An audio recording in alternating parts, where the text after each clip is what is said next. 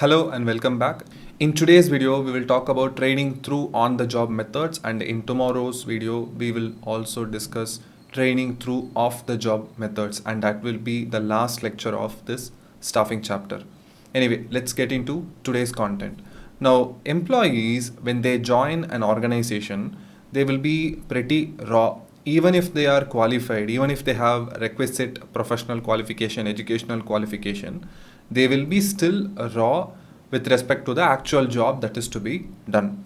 See, you can be an engineer by qualification. You must have done your 4 year undergraduation program, but it is totally a different thing to work as a software engineer or to work as a civil engineer and actually going to the site and doing the work in real time.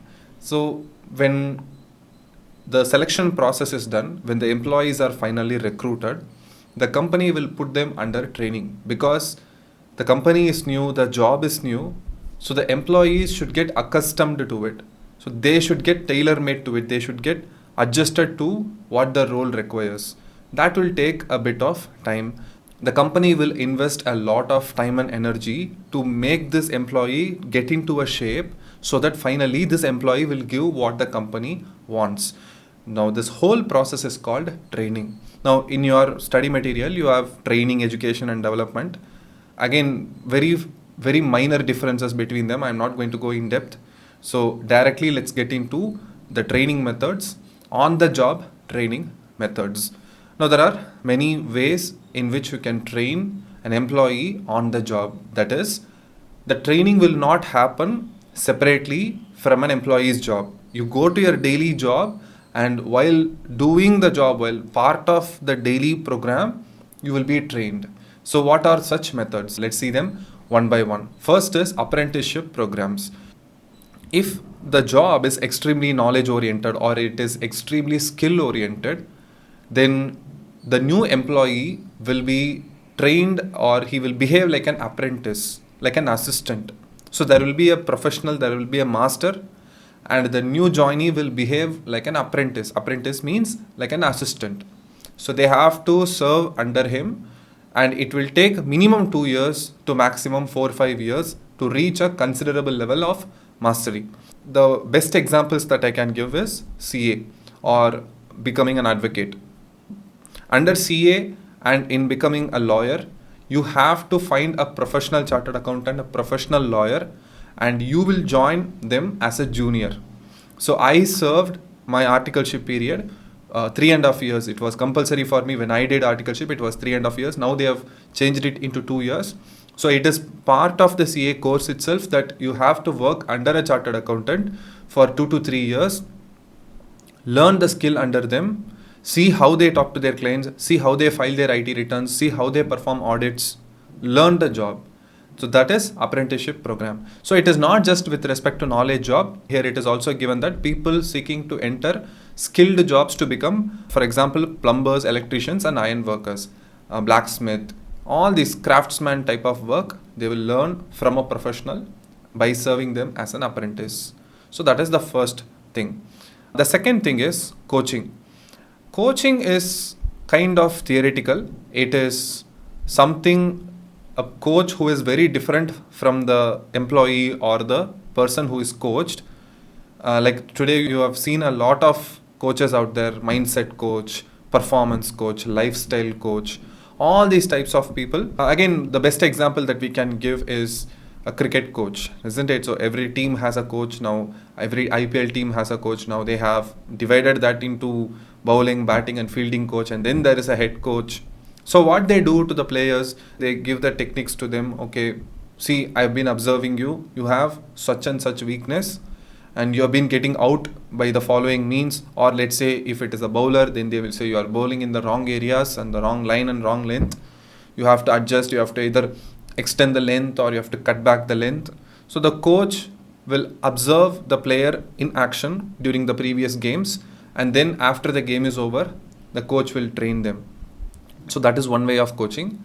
And then the other way of coaching is where sales employees will be trained on how to talk to customers, how to negotiate, all such things. So again, this will be done during on the job itself. There will be a sales coach They will give them the script and they will tell exactly how to pick up a phone, dial the number and talk to a customer, how to say hello, how to make small talks. All these things will be covered under this coaching. Okay, the next thing is internship training. Now, this is slightly different from apprenticeship training. Apprenticeship training is extremely serious thing. So I want to become a chartered accountant, so I'm ready to work under a chartered accountant for 2 to 3 years. I want to become a lawyer, so I want to be a junior of a famous advocate or a famous lawyer, and I want to learn the skill. But internship training is kind of a light version of apprenticeship training. The general timeline of any internship training will be roughly 1 month or maximum 2 months. In 1 month or 2 months, the person who is getting intern will not learn much actually.